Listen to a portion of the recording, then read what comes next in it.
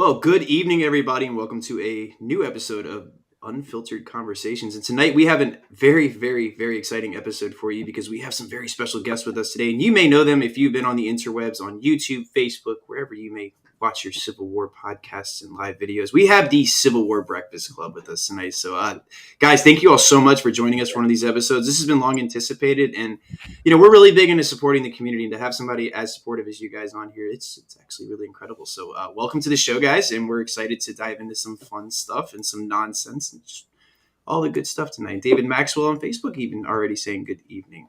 Nice. We know David. He's a good guy. Good. Yeah, thank you for having us on here. Absolutely. Yeah, I'm glad you decided to do this because, again, it's great to have you on. Thank you. Yeah, we're missing Anthony and Josh for some reason. Josh just dipped out, and Anthony has been MIA, but they'll come back. But no, it's good. I'm trying to figure out why my. Oh, okay. Well, anyways, we would like to have you guys tell a little bit about what you do and kind of your page and your story, how you guys got started and what made you want to jump into the Civil War field. 'Cause, there's a lot of pages out there, but your page definitely stands above a lot of the rest. So we want to hear about, what got you guys started and what keeps you guys going. Darren, I'll let you take that one because you're good at telling the story. Some of the best Civil War stories that you talk about are at bars and with friends. And, Mary and I. One day she asked me if I wanted to record these conversations and put them on a podcast. And I said no. Originally, I said horrible. So I said no. She asked the second time. And this time I said yes. And so we did it. And we've been chugging away at it for a while. It's a lot of fun. We've got a lot of cool people along the way. It's a Civil War is a great story to tell. It's a great story of individuals and going from the grassroots level of soldiers right up until the generals and the battle and how it's impacted today. And it's a lot of fun. We take the subject matter seriously, but we don't take ourselves seriously. I think that's what's really works. And I think and Mary's great this for a while, and so she's a great partner to do this with. Awesome. Now, I love that you mentioned that too, because that's one thing that I think all of us here have in common is our pages don't necessarily go into the lectures where we're just standing there very dry and pale face and talking in a very monotone voice. We're like, and today we're going to talk about Stonewall Jackson, because we've all heard that, and that can be very disengaging, and it's hard to keep an attention span with that. And I really love the idea of just kind of sitting around, having a couple beers, having a drink, and talking and just letting loose with the Civil War. Like, that's always been kind of the way I wanted to approach it, and to see you guys doing that also is just incredible too. So I'm glad that's how you guys got started and everything. We have a couple folks saying hi there. Travis Keith Arnold saying hi, everyone, and Andrea Quinn also saying good evening, folks. Oh, hey, AQ. And over on Twitch, we have Tazboo saying hello. Anthony is walking in with a stack of books. That's not surprising. That's one, his reading selections, or two, everyone needs to give him a reading selection. Yeah, that's the one, yeah. Yeah, so he's laughing. He knows that's what it is. We have two Darrens on here tonight, which is going to lead me into my little segment about picking I'm actually on Daz tonight. So oh, you're just Daz tonight? Yeah, I'll be Daz. Yeah, it's so anyone can believe in. But yeah, no. The real question is who spells their name correctly. Well, I'm sorry, but I don't know. Darren. My mother was a fan of a singer named Bobby Darin, and that's why I spelled the way it is. Fair enough. So I never could, probably like British Darren, he probably could never get a keychain name on. So carry my life. Certainly not me. Yeah, well, we have these kind of fun little arguments with spelling and pronunciation a lot, actually. I was walking with Darren during a video one day, and he had said the word aluminium. And I literally stopped in my tracks, and I said, could you come again one more time with what you just said? And he repeated it again. He said aluminium, and this debate has not stopped. No, and I had a debate last night as well with an American. Friday night, sorry. And for the record, he also says tomato, not tomato. So if you ever wondered if anyone actually said water. Tomato. It's water, not water. Darren, I brought a friend tonight. Oh, it's Boris. How you doing, Boris? Any parties going on in Downing Street tonight? Oh, no, because you're not there anymore. AQ said multitasking for my group's trivia with Major Cushman and drinking a blackberry honey bourbon old fashioned. Cheers! Didn't want to miss it. Glad you That joined. sounds delicious. It does. It's a lot better than my Virginia Gentleman that I'm drinking tonight. It's I don't know if I want to call it rot gut, but we're going to call it that because it's Oh, not dear. good. Oh dear. David Maxwell said blackberry bramble for the win. Awesome. So Mary, what got you interested in the Civil War? I have to ask you that as well. Like, do you have a moment that you can remember that really sparked the interest level for you? Yeah, I was 6 years old, and my Mhm. dad had bought me the Time Life series because that's what you buy a 6-year-old Canadian. Why not? And- It's a good thing to do. Yeah. And I picked up the book about the volume of Lincoln assassination one Mhm. night, and I was hooked from there. So the Lincoln assassination was kind of my introduction to the Civil War, Wow. and from there it took off from there. And admittedly, Gettysburg was the first battlefield I visited when I was 9, and I was hooked from the beginning, just like Darren was when he visited. Mhm. It just kind of he always says like it gets in your blood and it stays there. My favorite battle though to study is, I love Gettysburg. It's one of my favorites too, but up there Right. with it is Chickamauga. I'm Really? very Western theater. Okay. I visited Chickamauga right before COVID happened. So, a hell of a memory, if you will, for that. Like, we were watching all the news articles break about how it was spreading and just getting so rampant. And I was reading this literally on Lookout Mountain when this really was becoming a thing.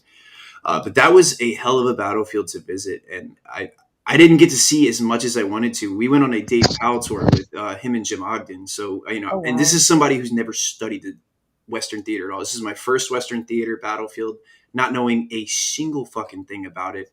So I'm getting lost in the weeds when they're out at Macklemore's Cove, like going over all the tactics and everybody coming over the mountain. And I'm like, maybe I should have done the park driving tour first because I have no idea what's going on. These are all new names and what have you. But as I was able to spend 3 days down there, I did get to do a little bit of the driving tour and see some really cool things. And I had a personal connection, being from Fredericksburg. One of the major features of the Fredericksburg battlefield is the story of Richard Kirkland. I'm sure you guys are well aware. Anthony, that's what you get. Bam. Boo me again. Thank you, Darren. Boo me again. Boo me again. Got more where that came from. Yeah. You know what? Boo that person that's next to you right there. Get him off the screen. But Lee that the butcher. story Sorry. has something. Anyway. I've been telling that story, giving tours of Kirkland a lot, and then going to stand where we talked about his demise. And that's part of the story we tell at Fredericksburg.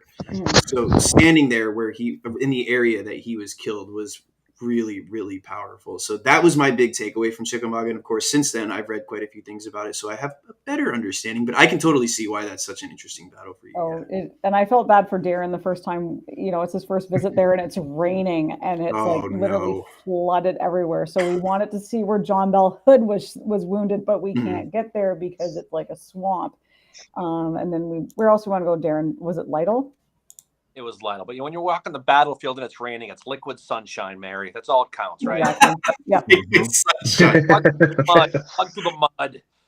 Yeah, we were up at Snodgrass Hill. It's raining. We're at the Opdyke's Tiger, and we're like, yes, we're here, and we're gonna fucking do this or whatever. But it was like, it's such a Chickamauga is such a different battlefield than Gettysburg. There's not the monuments to the generals there. Like you don't have like a George Henry Thomas on Snodgrass Hill. You think there should be one, but there's not. And it's like it's the first battlefield national battlefield ever. Yeah, it is. And that's something yeah. I actually got chastised for that by one of the rangers there. I noticed that the signs looked remarkably similar to the ones that we see at Antietam. Mm-hmm. And can I just I said, there? Yes, Sorry. go ahead. I actually have a pamphlet from 1956 from the Chattanooga and Chickamauga battlefield thing. Really? It's like a tiny little thing, yeah. But it's quite an old battlefield, isn't it? Yeah. As far as like you said, the first one. Oh, yeah, I saw a thumbs up there, Anthony. Andrea said that Monocacy has always been I've actually, and I live less than an hour and a half from it. I've never been. What? Mm-hmm. Really? Guys, can I just gotta also go. ask about your recent trip down to Georgia and everything then? Because that was quite cool. The trip we took Yeah, down so there, you it went down was to Andersonville and things like that, didn't you? How was that for you? Oh yeah, Andersonville. Andersonville was Darren, how would you describe Andersonville? I mean, it's a chilling place. I mean, you pull in there town and there's nobody there, and it's like a Twilight Zone episode. Then you get to the site of the prison. It's marked so perfectly, and we were there. It was just after the sun rose, and it was a perfect day, and it's just haunting because you can what and I've studied Andersonville. I've read John Ransom's diary, but I've never been last trip. And what's remarkable about it is if they have this huge area and there's all these little holes that have cement on them. And then when you find like, what the heck? And you find out what those were. Those were the tunnels that the prisoners dug out to try to get out of the prison. And oh my God. Concrete. And some of them are right up to the deadline where their tents would have been. It's just a haunting place. And it's one of those places to visit that just has that feeling of pure negative energy and gloom. Oh, wow. Right. Where even driving in there the night before, we went this morning, but it has this feeling of dread that the soldiers must have felt going in there because there was no escape. Anybody who's been there, it just, you go there and it just changes you. It's just not the same after you go there. And it's you got to want it. It's far in the middle of nowhere. Yeah. But it's just a place that gets just, it haunts you, whether side you're on. And I realize Elmira, Belle Isle, Camp Douglas, there's a lot of other ones, but Andersonville is the big one. And when you go there, you just feel the hopelessness that must have been. And it's besides that, it was great, but it's a lot of fun. It was so haunting being there. And I mean, the other thing we did too was we did a lot of, and it was kind of unexpected. Some of the ones we went to, we didn't expect to go to Pickett's Mills. Right. Which was on Sherman's Atlanta campaign. And then the other one we went to was Jonesboro randomly too. We're driving along I-75 and we're like, oh, there's Jonesboro. And Darren was like, wasn't that one of the battles? I'm like, yep. So we pull off to go to Jonesboro as well. But Pickett's Mills was one of the ones that it was Ambrose Bierce wrote about it. Really? And he called it the crime of Pickett's Mills. Sherman doesn't really mention it in his memoirs.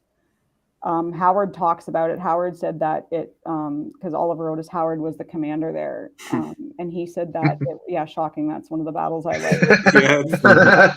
Yeah, but Howard said that it was a thing of kind of compared it to nightmares, what he experienced there. And it's this, you can go. It's very well preserved. You can go do this hike, but literally the Union are going down into a ravine and then they have to go up to where Claiborne and Cheatham are. Mm-hmm. And it's in some ways worse than the position they were in at Kennesaw. And Claiborne's known as Stonewall of the West, so I imagine that was a formidable defense to go up against. Claiborne of the East is what a real. Yeah, Claiborne of the East. We'll call that. Yeah, I like that. I have a book that actually has a titled as Stonewall of the West of Ed Barrs when he was still kicking around. He recommended that to me at one of the roundtables that we did together, and that was one that I've kept and haven't read yet. So I've had it on my shelf for years now and haven't touched it. But I've seen you guys mention it a couple times, so it's in within reach at this point. I need it is an amazing book. Yeah, I've heard a lot about. Wrote the book. It's a fabulous story because he talks a lot about the pre-war militias at Harper's Ferry. He talks about how the whole battle goes, and he's such a vivid writer that you learn a lot about guys like Thomas Hinman, and he was that guy you went out in high school, your parents had trouble with. And Claiborne was kind of a type of the type of guy who wouldn't do that. He talks about his shenanigans with William Hardee in camp, and it really personifies Patrick Claiborne. You learn really he fought for the Confederacy because he couldn't get into pharmacy school in Ohio, and he had to go to Arkansas. Really? Might have been different. Somebody in Ohio would have given him a friggin' approval letter. He might have fought for the North. But he went to Helena, Arkansas, and he ended up getting a job down in Arkansas. And he ended up fighting, and in my opinion, the best the Confederacy had. I would agree. And it's how history, how little things like that affected everything. But it's a great read. If anybody who has read that, I'm sure they'll agree. But if you haven't, Kyle, you should definitely read that book because you'll fly. Yeah. Say you're putting it exponentially further up on my list than what I've already got in that pile. So it's working its way up the more you describe that. That sounds interesting, actually. And then I think that's what we look for, because a lot of these Civil War books, not that all of them are hard to get into, but I have come across a lot that have been really hard to get into because it's almost like a rehashing of information that I've already read in other places, whether it be a primary source or a secondary source or even further. But what you were just describing sounds like right up my alley and what I like to read, and that keeps me attentive. So I'm going to have to put that one higher up. You know who he is after you read it. It tells you how he was. He was an awkward type of guy. He was somebody who just wanted to get in. And when you finish the book, you actually feel sad sympathy for what happened to Franklin, because it tells the story and leads up to Franklin. But you'll enjoy it. It's a great book, and anybody who hasn't read it, I highly suggest it, because I forgot I had a smiling Claiborne on there, so I had to throw that in since we were chatting about him. We actually mentioned the book earlier on our Facebook Live, their YouTube live stream that we did earlier today. And I mean, the way I see it is it makes him very human in the sense that it's not just talking about him as a general, the military stuff. It's talking about him as a human, because near the end of his life, he meets Sue Tarleton, who he gets engaged to. And he actually asks Hood if he can have leave to go marry her. And Hood is like, no, you can't. Oh. Yeah, and apparently his personality starts to change after he meets Sue. And apparently Claiborne was kind of a moody fucker, I guess. Yeah. Then, well, Hood sounds like a dick for that. I mean, like, let the dude go get married. Like, Franklin's happening. Can I go get married? No, you can't, actually. But here's Ewell marrying, Mrs. Brown and all these other generals getting married to the war. But she won't let this guy who's performed well, from my understanding, take a couple days to go get married and still come back. Like, yeah. Well, Sherman did the same thing to McPherson before the Really? Battle of Atlanta. Yeah, because McPherson was he was engaged to, I can't remember her name now, but he went and asked for leave, and Sherman's like, no, we're about to like go do more battles, and like Battle of Atlanta's coming up, and he's like, if you can wait till afterwards, that would be great. And McPherson's like, okay, I will. And Sherman regretted that decision for the rest of his life. He actually wrote the fiance a letter apologizing, saying, I'm so sorry I didn't give him leave.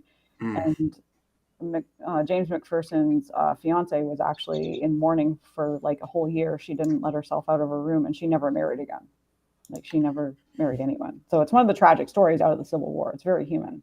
But it's fun because he used to go, Claiborne used to go out with Hardee, and women would be following Hardee around, and Claiborne was so awkward. He would Hancock block him, as they say. So there was stories where they go back. Bruh. But that type of was no stories you find out in the cinema. Darren, I feel like Hancock does that to himself more often than is talked about. And again, I'm from Fredericksburg, so the major hates me for this, but I always throw in her face. I'm like, hey, how was Hancock's performance here at Fredericksburg? She doesn't like that too much, but you're right. No, Hancock block. I'm going to quote you on that, but I'm going to have to start using that more often. Hancock block. It works. There we go. David Maxwell agrees that Hood was a dick, and after hearing that, I absolutely agree with you. 8Q has a message for us as well. She says, Secret 6 for Harper's Ferry is an interesting study. Franklin Benjamin Sanborn is buried at Sleepy Hollow. Of course, I mentioned the Barlow connection. They graduated Harvard 1855 together and corresponded after the year. Speaking of Francis Barlow.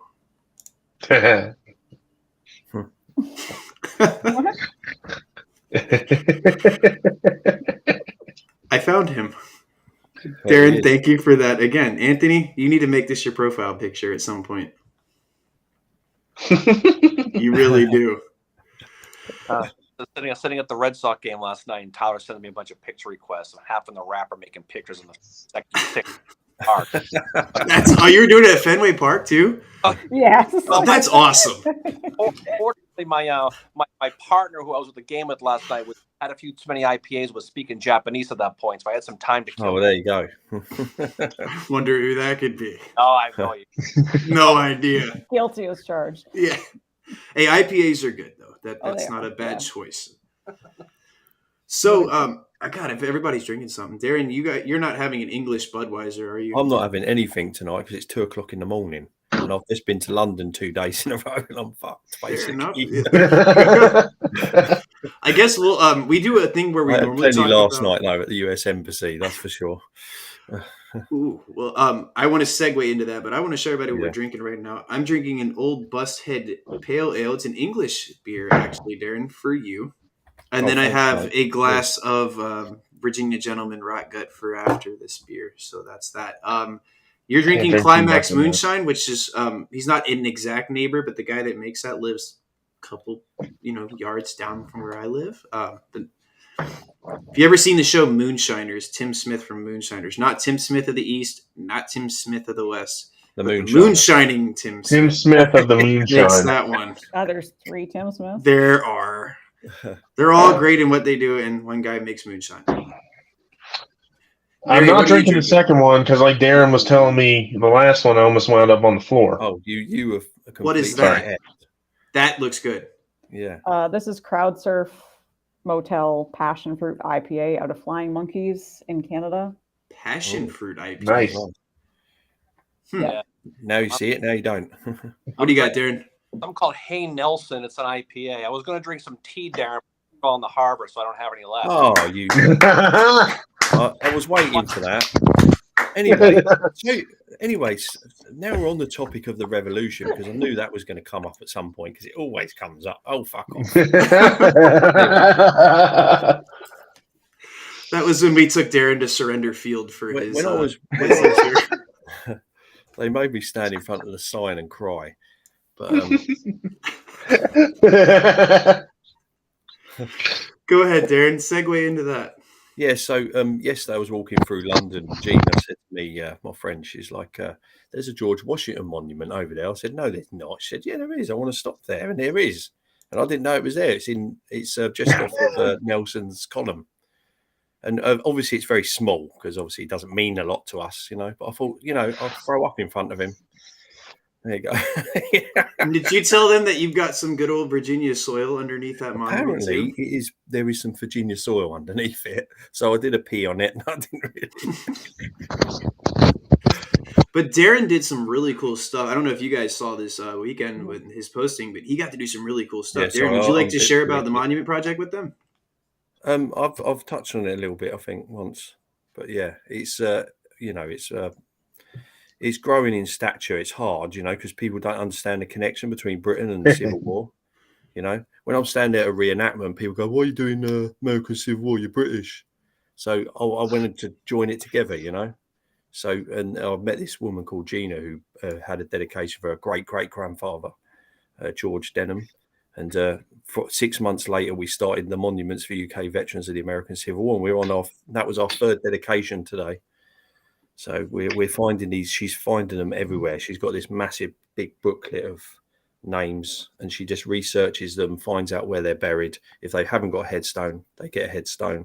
And eventually, we're having our own. We're going to have a central monument in a cemetery in London.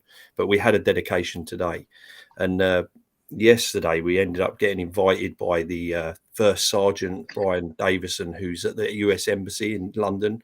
He comes to our dedications and represents the US. And he invited us to the embassy last night. And that was a wow moment, Yeah, they had their own bar and everything. It was up there on the 7th floor. You got a view of the Thames and, the whole of London. It was just amazing. And they've got some pretty cool stuff in there as well, which we came across as we walked through because they gave us a little tour. Don't know if you want to bring up one of them pictures, mate. Absolutely. So we got a couple of them. This is one of the ones you mentioned. So as I walked in, there was Abraham Lincoln. Wow. And it's like a little replica of obviously, I can't remember what it's called. Sorry, Lincoln Memorial. Lincoln Memorial. Yeah. So that was pretty cool. There's no. I'm wondering if that's one of the scale models that Daniel Chester French did. I think it probably is. I think they said something along them lines. Yeah. And then and then this is the coolest thing of all. So this is from the as it says on there, the USS Osprey. It sunk the night before D-Day in the English Channel, and some thieving little git went down there and nicked the bell. They posted it on social media, and of course the US government are monitoring all this stuff, and they came across it, and they basically told the person, you've got 48 hours to give that back because that's ours. And they didn't want to ship it back to the US, so they decided to keep it in the embassy. So that is pretty. It was a minesweeper. 6 lives got lost, unfortunately, because they're going down, and it's a grave as well, isn't it? So they're going down there nicking stuff, But they gave it back, so that was pretty cool. Good. And Charles Vinoy over there on Facebook says that is outstanding, Daz. So keep up that good work, Ben. Give those veterans some representation. As someone that's in the Sons of Union Veterans too, like to see you guys doing that. And I know we've got a lot of some guys involved with that in our chapter, actually. One of our members, Jay Rodwick, is heavily involved with us. Yeah. And what I will say is Gina has found one in my hometown here of Folkestone. I know where he is. I found his plot. Did you? And he will get a headstone. Awesome. So yeah, we're actually he's actually American. He wasn't British. He's American. He came and for some reason settled in Folkestone, met a local lass, and I know where he lived and everything. It's amazing. That's awesome. No, and that's good work right there, because I think that needs to be done too. And like before you guys, there wasn't necessarily any organization that was representing. There's nothing. We're actually trying to get onto we're going to email one of the major broadcasters in Britain, because we need to get on the national news, Yeah, because we need to. Cool. We really want to push this, Gina's just on it. And this is Darren and Gina, by the way. If you guys, oh yeah, sorry So I'll tell you the story behind that. So on Friday, before we went to the embassy, she wanted to walk in the footsteps of the London branch of Civil War veterans, which was set up to help these guys get their pensions, because they moved back to England. They had no way of getting federal pensions. Mm-hmm. And this is the place they used to meet. It's a railway arch in Bermondsey, London. It's obviously now a microbrewery. Thank goodness for that. That's where we finished our journey yesterday. So we literally went to all the places the London. So she had these old photographs of places the London branch would go, and that was the last place we stopped. And that is an actual picture of inside that arch when they were meeting. So that was cool. That's awesome. So was that a GAR camp, or was that just like London Branch Civil War veterans, or is it GAR London Branch Civil War veterans? Yeah, I think it was GAR. Yeah, something like that. The last one died in 1940. 1940. Yeah. Okay, that's coincidental because your bell there says 1942, so same year. Oh wow! Oh, I didn't think about that. Crikey. Pretty cool. Crikey. I've never heard you say crikey before. That was actually awesome. Sorry. Steve Irwin made an appearance. Yeah, no, don't apologize. Yeah, so cool. As far as the monumental project's concerned, like if my American Civil War and UK history went down the toilet tomorrow, I wouldn't give a shit, because for me, the most important thing is the monumental project. That's it. For me, that is our goal in life, And we were on the path, and we were supposed to meet each other, me and Gina. So we're going to do that, Well, we talked about the beer we're drinking too, Darren. Thank you for that. I want to talk about what everybody's reading, because on the Unfiltered we always do this segment on what everybody's reading. But I want to start with our guests first, because they probably got some really cool books too. So, Darren, we'll start with you. What are you reading currently? What's it about? What's going on there? Thank you, Tyler, for asking. Absolutely. I'm drinking Dr. Carmichael's The War for the Common Soldier. Professor at Gettysburg College. He compiled a bunch of stories, some soldier stories here in this book, and it's a great read. You like to read that grassroots level. If you remember that companies are made of husbands and sons and brothers, and don't worry about the regiments and stuff. It tells those stories really, really well, and so if you read those, if you like reading those type of, like the diaries, the Abner Small diary, or the Elijah Hunt Rhodes diary, or the Company H diary, Sam Watkins. This will right up your alley, but it's all a bunch of, everyone's different. So it's a great read if you like to read that deep level Union and Confederate. I would highly suggest. No, and that is this your first time reading that? Oh yeah. That is a phenomenal book. I read it when it came out a few years ago, and it was like Anthony just said in our comments there. There is a very interesting / almost comical story about a guy in I think it's 61st New York. Yeah. When you get to that part, you'll know exactly when you get to that part if you haven't already. Who tries to avoid war with a very I just want you to get to that part, and you'll know. But it's a very Anthony said a forceful way. It was for sure. But that book alone, not only just for some of the comedic relief that's in that, but it gives you the humanity of a soldier. So you hit the nail on the head with that. That book was phenomenal, and I have recommended it to reenactors before and living historians to maybe better help what they're doing and to give off a better impression. Because you can dress up and be as authentic as you want with the uniform, but it doesn't stop there. And that's something that gets looked on so much is like, let me dress up and be a threadbare. I have everything right in my threads. You can do that. That's cool. Like, your picture is going to be great, but your story is not unless you understand what it was actually like to be a soldier. And of course, we have the luxury today of not getting shot at by 50 to 60 caliber balls, because that would suck. That would sure help with your impression, but we don't want to do that. So the next best way is to, like you just said, read their stories, understand that they were husbands and sons and brothers, and then use these to better help your impression. So I definitely recommended that to a lot of if you're going to do reenactment or if you're into living history, I think this is a very valuable source to use rather than just the I look good and authentic kind of thing, because that's something that we see a lot of, and we don't see a lot of. Yeah, exactly. Like, I am very authentic. I am authentic. Yeah, but I don't you're not know as any authentic. actual stories, but I can sure look the part. Like that happens, but you got to understand the story. Yeah, that's a lot of the part too. But no, very good book on that. Mary, what are you reading currently? I don't have the book with me right now. It's out in my kitchen. But it's No worries. I'm reading Confederates in the Attic by Anthony Horowitz, which I mean, I'm almost done my second semester of grad school, but I reached my breaking point the other night. So I said to Darren, what do I need to read? Pick out a book for me. And he suggested Confederates in the Attic. So I started reading it. I'm about 50 pages in and I'm hooked. I love it. It is such a good story. It's about, Anthony Horowitz kind of befriends these Confederate reenactors. And he you were talking about it a bit at the beginning, like he spends time with them. He gets to know them. And it just shows kind of the Confederate reenacting culture and the Confederate culture. And I think it shows it in a more balanced way than what Ty Sedgley does in Robert E. Lee and Me. Thank you. And Darren and I have talked about that many times, how it's just a more balanced look at it. It's not like basically here's how we need to feel about these. Here's how it is. Tell the story. It's really, really good. And I'm glad you brought up Sedgley for a second. Like, one of the things that I don't, just count him as an author. He did a good job with the book. That's awesome. But one of the things is, like, the research behind Sedgley. He had an episode recently on a live where he said that A.P. Hill, after the war, went and committed war crimes in Canada. What? Yeah. So we were like, what? Yeah. I'll say something maybe blasphemous. I didn't like the Sedgley book. No. Thank you. Okay.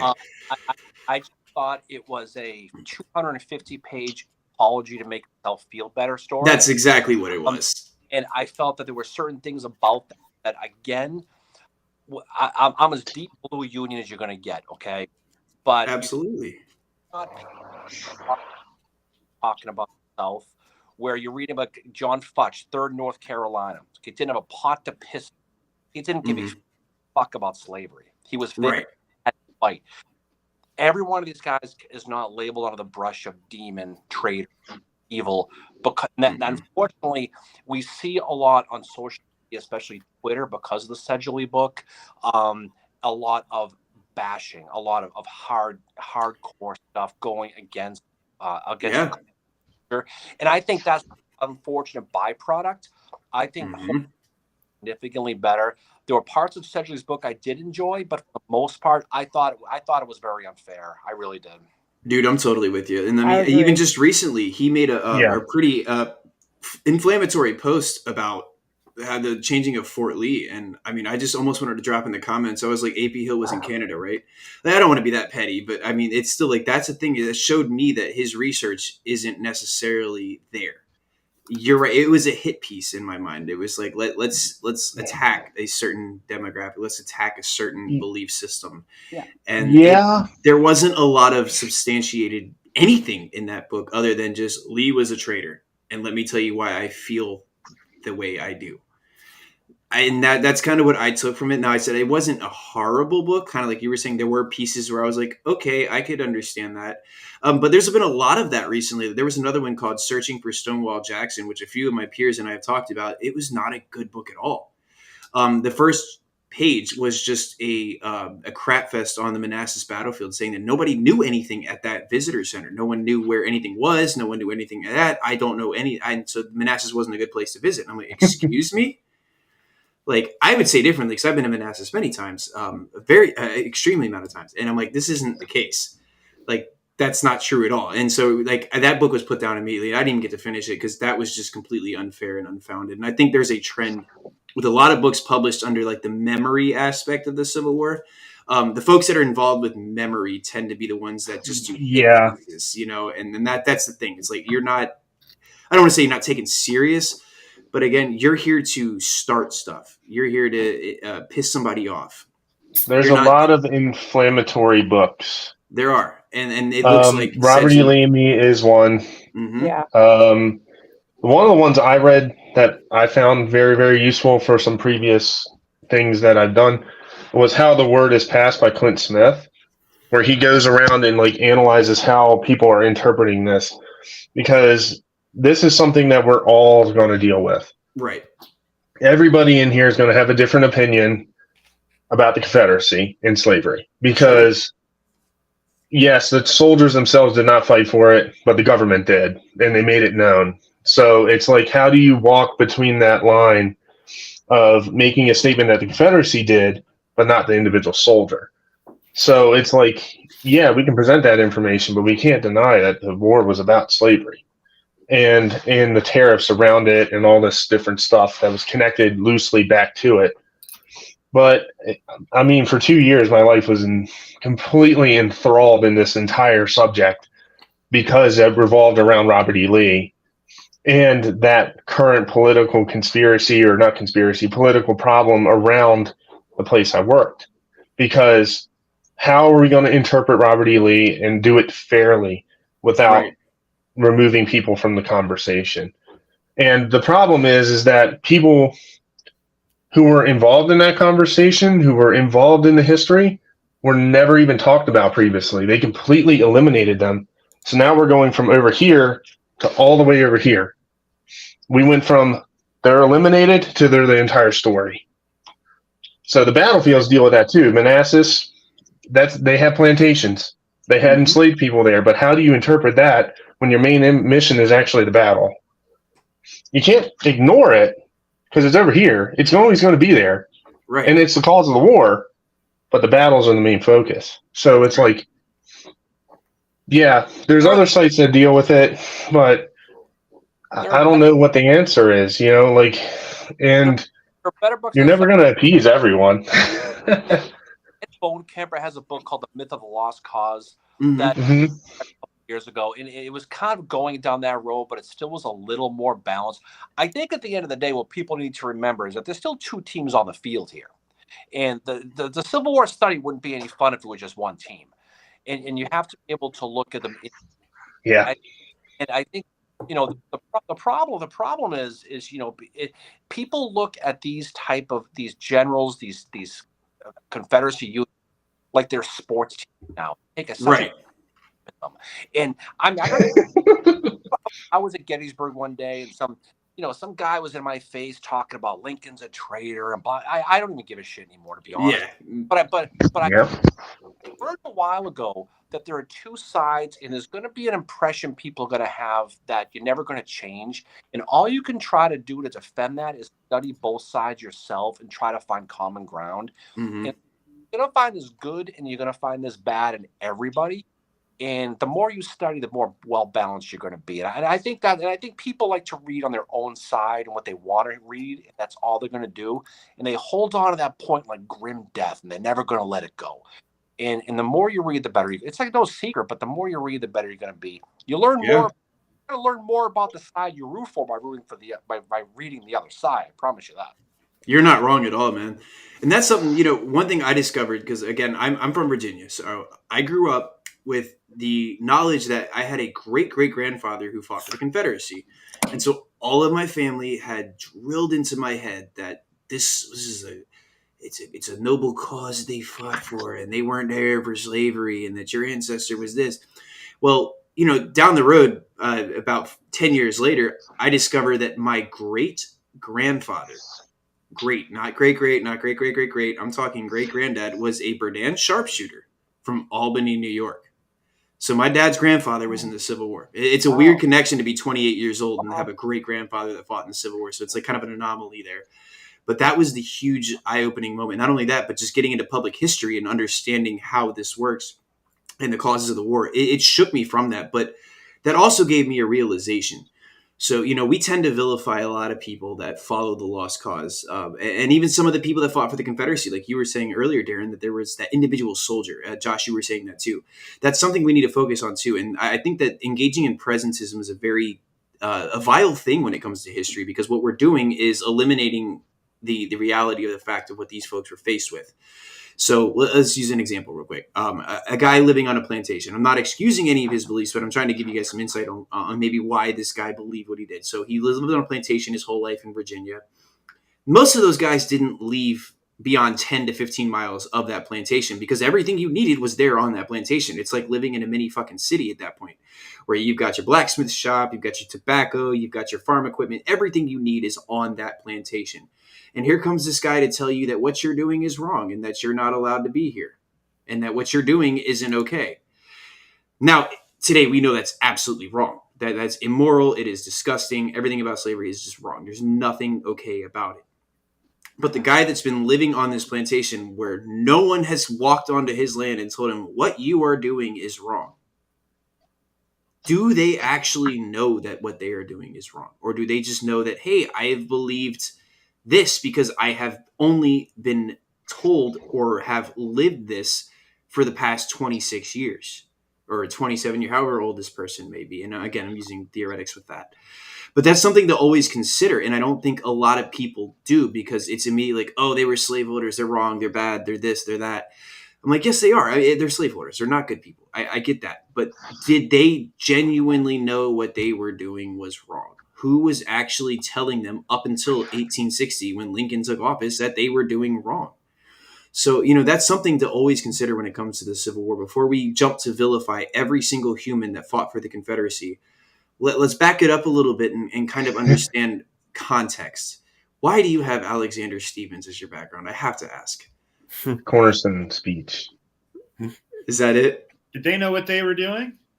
How about some people did? Exactly, some people did. But I'm using, again, layman's terms. The average soldier didn't care. But... No, right now, yeah, the folks that had the ability to know knew. Alexander Stephens traveled farther than 15 to 10 miles from his plantation.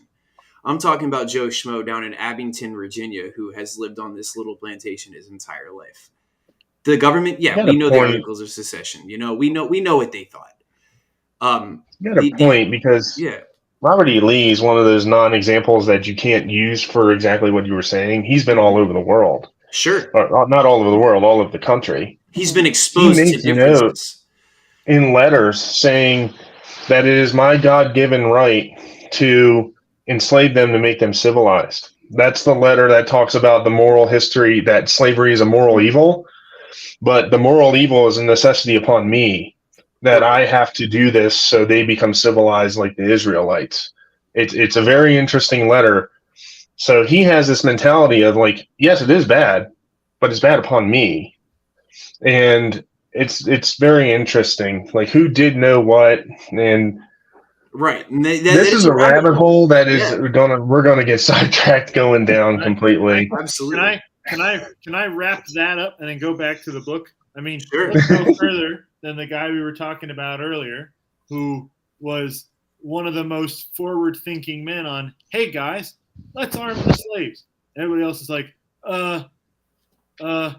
Sherman, let's go after Sherman. It's like, here's your forward-thinking guy right here. Anyway, books. I just came back from a great week pushing the Brits back out of. Well, hey, calm down. That was a great time up in Massachusetts. Which let me just get the background off. You had to bring it back up, didn't you? Hey, can't help yourself. Francis Barlow was at that point we were all at that point we were all together. At that point we were all together. Go ahead, Anthony. You're good. I did see his house in Concord. You did. That's why this is perfect. Yeah. What am I reading? Well, I'm on this book. Sorry, Des. Go ahead. That is a fantastic book, by the way. And then after that will be another good book. Boo. And after that will be. Oh, that's the best of the three you've shown me so far. Furling, almost a miracle. But not get time for reading all these books. Hey, what happened to the one you was going to read about? What's his name? Goering, or whatever his name was. It's in the other room. Goebbels, yeah. You know, the closest I have to get to Nazi Germany is my great uncle who was Mussolini's groom. So that's as far as we need to go. That's spicy. Yeah, he served Benito prior to the war beginning. You were in Massachusetts and didn't come. Oh, Anthony, you just got called out. The Concord Inn was amazing, by the way. The Concord Inn was a great bar in the Concord Inn, by the way. Yep. Great Civil War monument right in the front too, right? You got to walk out there, but it's a cool little place. I want to caveat Charles real quick. Charles, no, not a lot of them were. You had a lot that may have been in some areas, yes. But again, like what you're looking at are the generals and people that were able to move out of these places. What you're not realizing is that there are a lot of people that were not in that position to travel.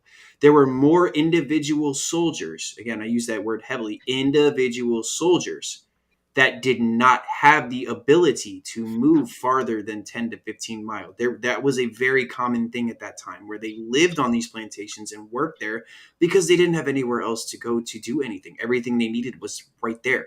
So the generals like Lee and you know everything we've talked about with that, sure, they've had the experience. Washington, yeah, many of these folks knew. But when we back it down to the individual soldiers, how? Who's coming into their land and telling them for generations that what they're doing is wrong? Mm-hmm. Again, not excusing it. I don't want people to think that I'm sitting here saying that, oh, it was okay, it was great, it was fine, whatever you're doing is good. But they don't have the ability to know. And again, there's no excuse for it. But you got to look at it in that sense too. So just to caveat your comment there, I appreciate your insight too. Also, you know, there isn't like news channels and things like that. We're not texting like, hey, dude, slavery's wrong. That, you know, right? Like there's local news as well. They don't care what's going on 15 miles over the border. Right. A great book on the. That's crap. That book. Yeah, Single Blow. Great book on. What's it about? The battles. Hey, it's one of the only wars that we as America won the first battle in.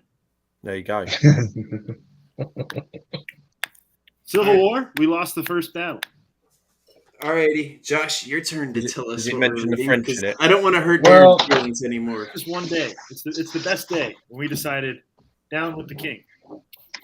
Caveat, that conversation we were about to have is very, very interesting and divisive, but it is. Especially the Arlington memorials and all that stuff. We can all get around that, Josh. Down with the king. You know, yes, down with the king. I'm not going to be watching on Saturday. Well, no, I am going to be watching on Saturday because actually that's accurate now. Next Saturday, you can go back to down with the king. Not down with the queen. Charles brought a good point though. See, and this is why I like having these arguments because, like, one thing about I think I can safe to say with all of us is we're never going to like go into like the insults or the name calling that you see in a lot of these areas. No, never. Charles, you're probably right. Like, absolutely. I would think if Hennessy says it, I would honestly say it's probably very accurate because Hennessy is a fantastic historian. And they may have, but that doesn't necessarily mean that they're following morals that we are thinking today. Like, you and I are looking at this moralistically as people in the 21st century. The way I've looked at this is that acknowledging that everyone's a human being and they have morals and faults. That's right. Cons and faults. That's right. So Lee, Lincoln, Grant, Cleburne, anybody who fought from the North and the South, they have their own faults. Washington definitely had faults. He's one of the ones I would use as an example that knew that slavery was evil, but yet participated in it. Mm-hmm. He was the only one who was able to free his enslaved people after the death of Martha. So he knew, and he wrote about it. And it's not slavery or Civil War related, but I'd say Grant's an arsehole for what he did with lobbyists. Let's go meet these people in a hotel lobby and screw politics even further than it's already screwed. We could go all day on that. Josh, Great point, though. You know the one person who did not have any faults? Don't you say it. Bob Ross. Ross. Okay, hold on. No, okay, hold on. I do have to applaud that. But the correct way to interpret it is right in the middle. You make a statement, yes, this person did this, but they had faults. We're going to present the history as it is. These soldiers, the regular soldiers may not have owned them. 60, you say 35%, Charles did. 65% of them is still a majority. So 65% didn't own slaves. They were still fighting for it by fighting for the government, but that's the fault. Robert E. Lee owned enslaved people. That's his fault. He had his own pros and cons. So it's like present the information as true as possible and as that they're human beings. Lincoln, everyone's like, oh, Lincoln's such a great person. No, he's a human. Yeah. I mean, that marble statue up there in the National Mall is completely fake. Not completely. He deserves to be recognized as a great person, but he had his own faults. He's borderline racist too. But it's like, okay, is he? In the definition of them, and now we're looking at it through rose-colored glasses. Mm-hmm. He's a racist to us, but he's not a racist then. Mm-hmm. He's forward-thinking then. Mm-hmm. It's that Miranda middle ground. Brought up a good comment too. She said, also, many slave owners owned only one or two. The large-scale plantations were not as common. Yeah, well, I think go ahead. Okay. Well, that's like saying I only killed one or two people, so I'm not a murderer. You know what I mean? Yeah. I would not be resting my laurels on that one. But I will. No. I will say that it's dangerous putting 21st century morals on a 19th century values, because that there you go. And when you're looking at people who fought in, who were conscripted specifically, the people who signed up, who fought because they had to. Mm-hmm. The overall, the umbrella is that slavery was the factor. Sure. But they fought because they had to. They fought because they were told to. They didn't give a about it. They, as far as the government goes, they were focused on their state. If you were a soldier if you're from Houston, Mississippi, you cared about Houston, Mississippi. You didn't care about what was going on. Exactly. And that's a big thing too. Is kind of painting with that, like I said, that broad brush again. Going back into it, it's dangerous. But the problem is when do you stop counting? Where do you draw the line when you start to go with those values? You can make a case that everybody in American history is the worst person in the world if you really want to make the case for it. Sure. We could. But are we actually going to be, like you just said, we're looking at that in the 21st century? Are we actually going to be able to hold a substantial case against that? Great book. But again, Britain's guilty of it as well, because all that cotton's feeding our industrial revolution. Yet we banned it, Great. Well, hang on a minute. We're against it, but we're still taking all that cotton. Great book is Reluctant Rebels. Have any of you read that? Reluctant Rebels? I have. That and Apostles of Disunion, I think, pair well together. Apostles of Disunion gives you the big rush at the beginning. Mm-hmm. Slavery. Reluctant Rebels tells you, all right, the rush is over. Now we're fighting for home. We're fighting for family. We're fighting for. So those two give you a sense of. Yeah, no, I would supplement both. Like if you're going to read it, Mary, like if you haven't read either of the two, Apostles of Disunion and Reluctant Rebels together is a fantastic study. Yeah, it's like a caveat of the two. So like they're very, very, very good study. And I'm loving these comments that are coming in. Charles Benoit just said, yet most of the soldiers were fighting with and for their buddies, not for slavery or the government. You look at that with any war, too. That's the thing you can caveat it with, too. Look at World War II. I'll use Easy Company for a second. A lot of those guys knew each other. Most of them knew each other. And you look at any of these, the PALs in Britain. Look at World War I. Look at the PALs regiments that came up and ended up going to fight in the First World War. These are all local boys. The Bedford boys in World War II out of Virginia. Slaughtered. They did, sadly. But that's the thing. You have a lot of different variations as to why an individual soldier fought. And you have the political reasons as to why some of the major figures fought. AQ over here on Facebook also says that agree 100%, Darren, need a 19th century lens, not a modern day. Can't judge with the broad brush when you weren't there. You can't look through the rose-colored glasses. That's absolutely right. Take 29th infantry. binoculars and turn around. Yep. So What's Josh reading? Yeah, let's go to the reading. this that Tyler shat on me earlier about. I'm sorry. Oh, it's a shitty book. I know. I'm But sorry. I'm not going to focus on this one. Watch the ABC video. It's good, but just understand he's got an axe to grind with Joe Hooker. And then he flips fucking script into Gettysburg. It's like, oh, this is Hooker's army that wins Gettysburg. I'm like, you just shat on Hooker the entire Chancellorsville campaign, and now you defend him in Gettysburg. Well, it's so we're going to change a little bit with this one. Yeah. This right here can't see it. Is 40. I've already read 50 pages of it in 2 hours. The world came to. Oh, about the. Oh, yeah. That's got a Canadian connection to it. Yes, it does. I was going to say, Mary, you got to chime in on this one. So, this book is excellent. All of this negative stories around this date of September 11th, these negative stories of murder and terrorism, I got tired of reading about that. So I said, what book is the best one that I could read that's positive? This one right here is amazing. It's well written. The guy did a lot of research. 8,000 passengers on 100 or so planes, somewhere around there, or somewhere in that area, were ordered by the FAA to land immediately, and you will not be entering into the United States airspace at all. So Gander International Airport is up in Newfoundland, and as they're crossing from England, Darren, they're coming across that, what is it called, the jet stream, and they would cross through Gander and then go down into the United States from the north, kind of like the northeast, drop in like that. That's the flight path. So when that order went out, there was like 200 planes crossing over the Atlantic Ocean. So the Canadian airspace, the I forget the term for the air traffic control, got told by the United States, we will not be letting any planes in here, and if you let them in, we will shoot them down.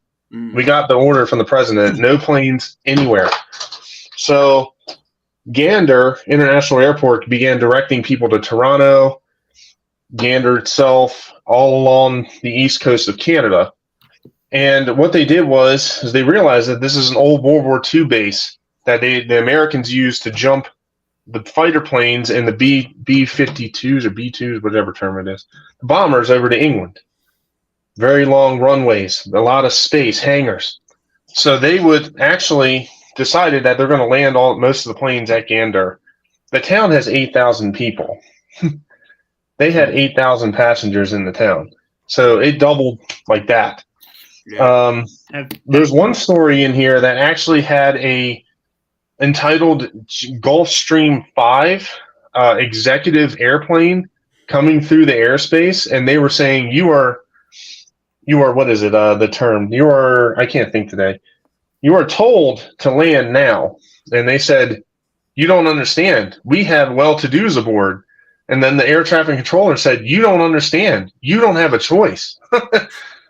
One of the other air traffic controllers said, if you enter American airspace, you will be shot down. It doesn't matter who you are, you will be forced to land. So the stories in here of all the passengers and the pilots trying to figure it out, the air traffic controllers and the people, just makes humanity pop. It makes it come alive again, because it says in here that, you should give the clothes off your back to the people who need it. When, for example, not to get into religion, when I was hungry, you fed me. When I was naked, you clothed me. When I needed a house, you housed me. That's the mentality behind this. So, Josh, a little bit of positivity. John brought up a fantastic book that I actually like a lot, and I'm really happy with Confederate Reckoning. Yeah. Yes, sir. He said another great read is Confederate Reckoning. It's a great study on how the slave-owning elites worked to convince that fighting for slavery was also in the interest of the non-slave-owning whites. Josh, Yeah. Fantastic comment, John. Have you? There's a musical about that called "Come From Away." They did that at the Lincoln Memorial back in 2021. Have you seen it? Yeah, it was turned into a Broadway musical. "Come From Away." Yep. So out of something terrible, read something positive. I need to read even when we're talking about slavery, a little bit of humanity is nice. What'd you say, Mary?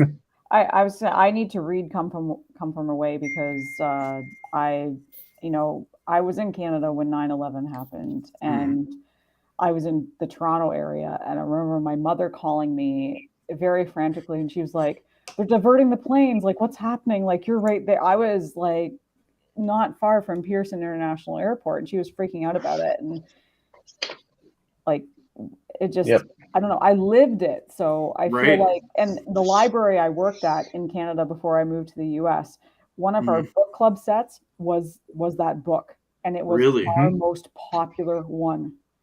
No kidding. Like, it's a beautiful read. Clubs were fighting over it. They were like, I want this book now. Like, so, and I was always like, I need to read it. Now I feel like I probably should read it because I lived it in Canada. Not to go off on this damn shit, but you're a Canadian too, so you might appreciate this. I'm gonna pull a Titanic reference.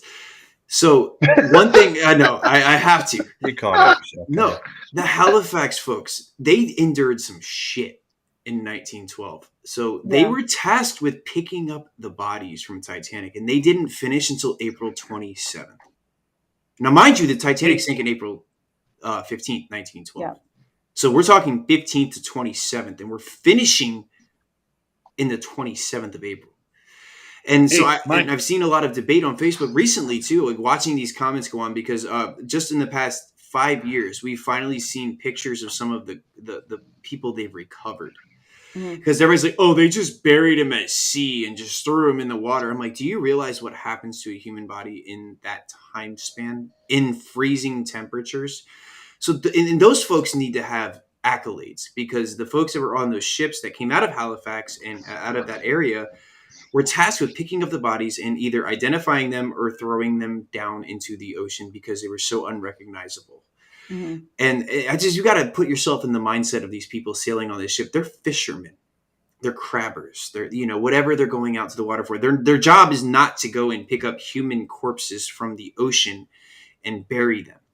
But they took that task on willingly. So in that regard, that's such an honorable thing, and such a thing that doesn't get talked about with that disaster. I'm sorry to just randomly go on that, but when we're talking about Canada and history, that was one thing that I have learned recently that has really, really struck a nerve with me. I'm just like, these people are heroes at that point. I agree, and I've been to the cemetery. Have you really? Yeah, where the Titanic victims are. Extremely jealous. That's on a bucket list item of mine, is to go and see that. On the recovery of the dead, right? I mean, my father was there from September 11th to end of February 2002, going to Ground Zero, on site, retrieving, transporting them to Staten Island. So he, thousands of people, hundreds of people doing that day in, day out for people that they did not know. It tells you the on September 11th. I'm not as read up on the Halifax and Titanic, but having that personal connection to the events that happened 20 minutes from where I grew up, as a 6-year-old, the men that shows the true meaning of American patriotism. Absolutely, it does. It's not just American patriotism; it's humanity. So you see that the Canadian connection, you see the English connection in World War II and World War I. It's everybody grabbing each other by the arm and saying, "Let's go." We'll go together. The 343 firefighters, they were running up the stairs, not down. They were going up. So, I'm pointing at Anthony. NYPD, up the stairs, not down. NYPD. Yeah. So it's that amazing. And you can connect this to any tragedy. There's going to be stories of this all over the place. The Titanic, Civil War battles, Richard Kirkland, any of these. And it's that humanity connection. It's the importance behind, knowing y'all are my brothers and sisters. I need to help you. That's No right. matter what you're going through, I see somebody getting beaten up or something, I'm going to intervene, helping each other. And there's evil in the world, but this story proves that humanity did exist that day.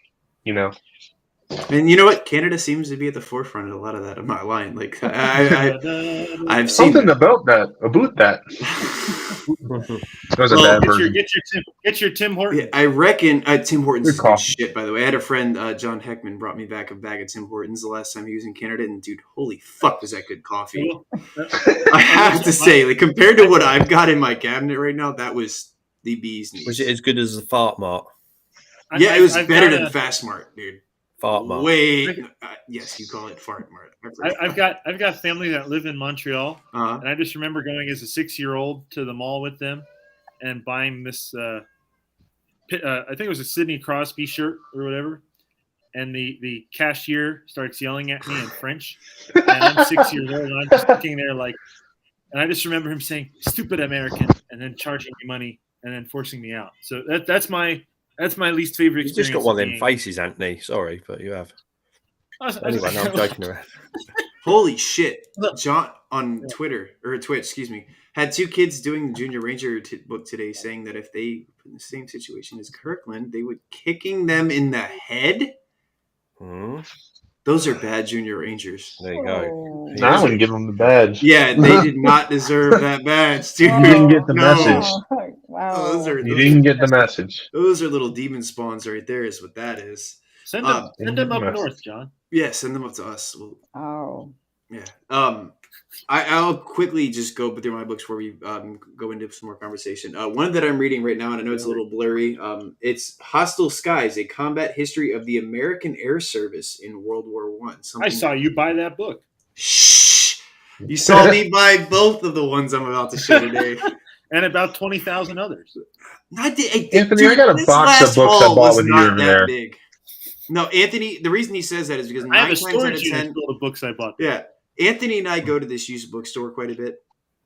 And case. Normally I buy a stack that's like that big. This time I bought one that was that big.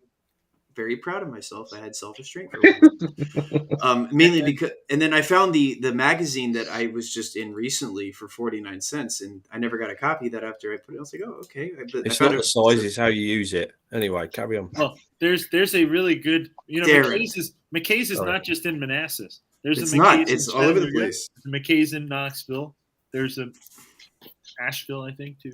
The other one I'm reading is Bloody Spring, 40 Days That Sealed the Confederacy's Fate. And I don't want to say I'm continuing to read that. I found some serious flaws living in the area where the Virginia campaign of 1864 happened. Well, it only cost you 20 cents. That's right. It wasn't much. But I've seen it before, wanted to read it, and I'm disappointed so far. But hopefully that'll change. We got some cool comments going on here. Hobnail John says that weird thing is they both also said they would help. So they were conflicted. They want to kick him in the head. Boo that man. Boo that. They just sound like the children.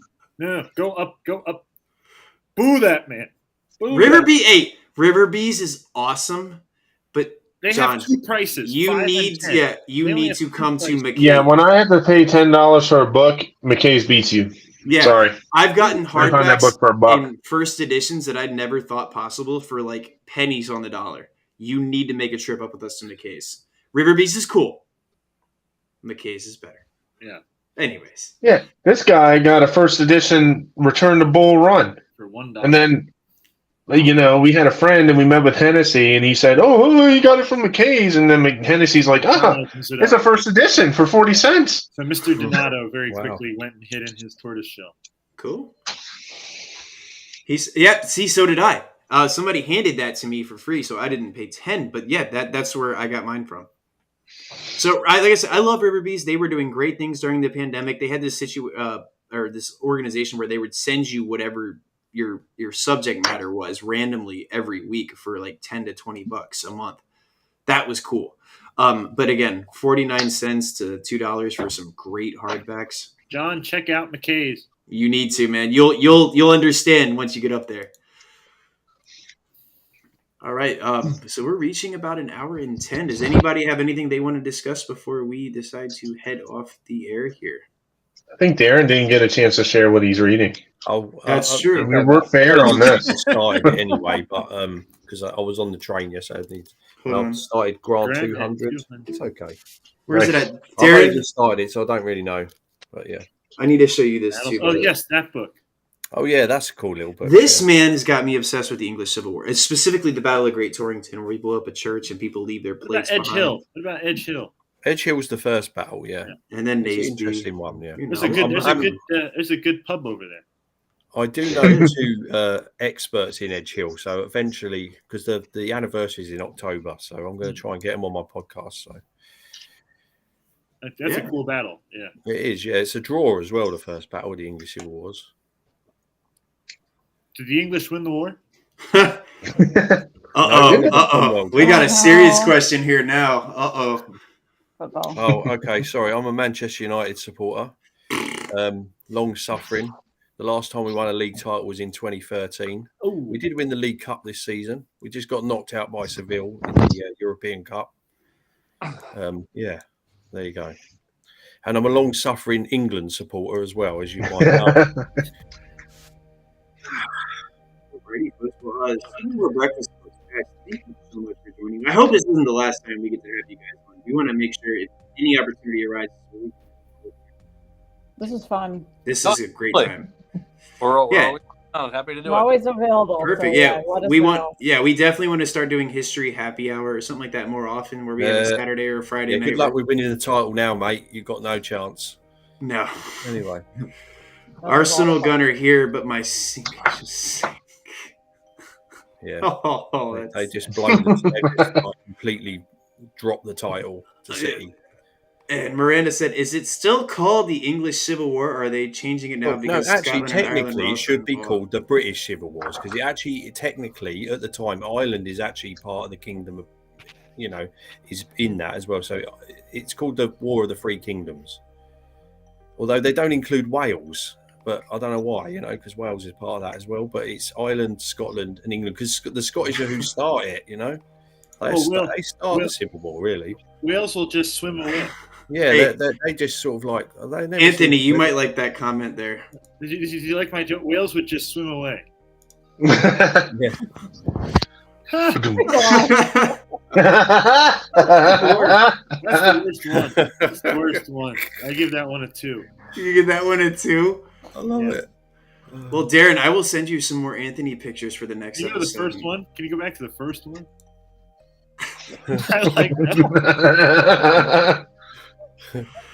Well, there stands Jackson like a stone wall. Or Yeah. there stands Trousseau like a Wait a stone second. wall. He did actually have a good day there. Yeah, you did. Yeah, he did. Yeah. All right. Glasses. Chelsea girl. Hey, I'm a Chelsea person myself, so Miranda, good taste in. Well, they're going to get relegated. AFC They carry Richmond. on. Oh, look who decided to show up. It's Major Cushman. At the very end. MJ, Very what's up? You came in at the great opportunity for us to close out, so I'm glad you're here to help us close out today. Great for you here, and goodbye. And Hobnail John says the only soccer team I know is Richmond from Ted Lasso. It's all about Man City, Aaron. It's all about Man City. Come on. Ooh, Yeah, I know. You're a Don't- Man don't City rub it guy in. too? In actual fact, I'll tell you this because I'm a Manchester United supporter, so our biggest rivals are Liverpool, and we did get a good 7-0 thrashing a couple of weeks back, which I'm still suffering from because they are the biggest rivals. American Darren, I have to say, I appreciate seeing you shut down some of these sports fans that like to get a little cocky. I've seen you comment on some of these pages. I very much appreciate you, even though I'm a Capitals fan, so I'm not gonna like help you out with the Bruins aspect of everything because Capitals. I never heard of her. Yeah, who are they? No, We- I hey, also hey, would we have got yelled a at cup, Anthony man. for buying a Sidney We got Crosby a jersey. cup. I Better drink- correct that. No problem with the Right, Capitals. Devils. Capitals are Capitals. They're Hey, my first hockey game was a Capitals Bruins game, so I have a lot of respect for the Bruins. Even though I probably shouldn't as a Caps fan, I do. Like that was a great I game. like Boston. I don't hate Boston. I don't have it. The only Boston teams I don't like, and Darren, you might think I'm a little weird for this. I'm an Orioles and a Yankees fan. That's the only score that matters right now. An Oriole, What is that? Devils, Rangers, Wow. Devils. Devils. Both. Orioles and Yankees. Yeah, so that way if I go to Camden Yards and they play each other, I don't have a sad leaving of the event. Oh, that's okay. Yeah, and I got yelled at because I wore a Yankees cap and when Javier Lopez still played for the Orioles. I had a Javier Lopez jersey on and a Yankee cap. How? So you have How? Your team has fun sign you bring to Camden Yards. Is that what you do? Mm-hmm. I have fun. I gotta ask, how are you an Orioles Yankees fan, bruh? How did that work out? That way I don't get because if you're an Orioles fan, you're automatically depressed. Well, you know, So well, you you're have not to from like Maryland, You so are that a makes Cleveland sense. fan But as well. I'm quasi Maryland. So my backyard was Virginia, but as soon as you stepped out of my backyard into the water, it was Maryland. That's true. So We on the river, bro. Yes, I was. Stars. I was a crabber. My dad was crabbing at a very young age. I was going out on a boat picking up crabs before I was 5. So it's like honorary Marylander, Virginian by birth. Well, you know what? Those Stros and Natty Bows, huh? Yeah, Anyway. Natty Bo. Oh, God, don't ever say that again. I know too well what that is. Well, if you go Those back Stros and Natty to that age, Bows. Jesus. That's Anyway. my like fucked up sports team thing is like hell yeah Orioles, hell yeah Yankees. Only Caps, only Baltimore Ravens when Let's it comes go to Mets. football. Let's go Mets. Not too happy to say I'm a Baltimore Ravens fan because fucking Lamar Jackson, you know. Well, Hey, at least you're Boston College guys, Tyler and Zay Flowers. He's going to be great for. Yeah, I'm looking forward to that. I hope. At least your team hasn't had 4 different fucking names in the last 10 years. Jeez. I don't know what to wear. At least your football team hasn't just traded for a has-been quarterback from Green Bay. At least your football team doesn't have Dan Snyder. I don't think Aaron Rodgers. He doesn't anymore. Dan Snyder. There's a whole beer made for Goodbye Dan, and it's got a pig on it too, which is even better. It's just like until the ink has dried, I don't believe it. Fuck Dan Snyder. I think we can all agree on that before we end. Yes. I can't even admit to like I refer to like I'm a Cleveland fan. Uh-huh. And I still call them the Indians. Right. Yeah, I mean I do not like the Guardians name at all. I hate the logo. Well, like Major League, the movie series. They're not the Guardians. There's no crying in baseball. That's what got me into I the told you Indians. there's no time. Was Right. Major League. not the Guardians. No. No. Charlie Sheen and all Tom Berenger. Yeah, I still want to get a Indians jersey that says Long Street 63 because no one will get it except a certain sect of the population. MJ, that was a very brave move of me tonight. I know Ravens. Here's the real question. Have you all seen Major League? Yes. Oh yeah. Tyler, have you? No. Okay. For those that have seen Major League, either in this chat or in the that are watching, Tom Berenger, was he better in Gettysburg or was he better in Major League? Oh, He had a fake beard. I'm going to go Major League. Major League. Mm-hmm. MJ's brave too. I'd wear a I've never Yankee seen cap to Major League, so Fenway. I'll say Gettysburg. I mean, only Cleveland Look, fictional movie about the Indians and still have them lose in the playoffs. It's unbelievable. It really is. MJ, I want to just comment on yours really quickly. I used to be in a metal band for a while, so we played a couple places. We played a show in Pittsburgh one night, and I wore my Ravens beanie in Pittsburgh. That was the worst fucking thing I've ever done in my life. Bad Trust decision. me. And we were in McKees Rock, so we're like just over the bridge of Pittsburgh. Never again will I go with anything Baltimore to that city. Well, folks, thank you guys again so much for joining tonight. Civil War Breakfast Club, thank you guys so much for joining. You have a welcome invitation to any unfiltered conversations you guys This want. is awesome. Yeah, we definitely want to come back. Definitely. We do have to close. Anthony, please tell me you've got us a very shitty dad joke tonight. Everybody point. Yeah, everybody, hold on, let me get my phone out so I can take a picture. We need a photo of everybody pointing at Anthony. It's a thing we do for some weird reason. I don't know. We just started doing it, and now I'm pointing We at him. did. Let me get my camera out here. All right, Anthony. Point at Anthony. Come on, Anthony, give Thank it you, to us. guys. All right, give us a It'll shitty be joke. good this time. Okay. I am terrified of elevators. So I'm going to take steps. Stop encouraging him. That was Hold actually on. good. Hold on. I have an irrational fear. I have an irrational fear of speed bumps. I have an irrational fear of speed bumps. But I'm slowly getting over it. He's told that so many fucking times. Oh, One more. 2 slices of bread. We're getting married. Everything was great until they toasted the bride and groom. Until the toast, yeah. No, you've lost me there now, mate. Sorry. Well, Anthony, if you ever get really cold. One more. I went to a restaurant on Halloween for dinner, but the service was so slow. Turns out they had a skeleton staff. There you go. Oh, all right. Talking of skeletons. All right, we're good. I'll bring up that story again. Do you remember when I was in Jamestown? And my God. I walked in, there's a museum with a skeleton, and I said to the bloke, this is real, too. I said, I forgot the joke now. Darren got some people really pissed off in that Jamestown museum. They were. You just want to. Hang on, I can't remember the joke. I said, hold on, Darren. Hold on. Go ahead, Darren. When is a joke considered an actual dad joke? When it becomes apparent. so bad. That was good. Wow. Oh yeah, that's it. I said, that was right there. Why hasn't the skeleton gone to the party? He went, I don't know. I said, because he's got nobody to go with. And the bloke just looked at me all angry. Oh. Sorry. Anthony, you're horrible at these jokes. I gotta say, if you ever get cold, just go stand in the corner of the room. It's normally 90 degrees. Guys, again, thank you all so much. We are very excited to see you all again soon. We will be back. Thank you all. Hi, guys.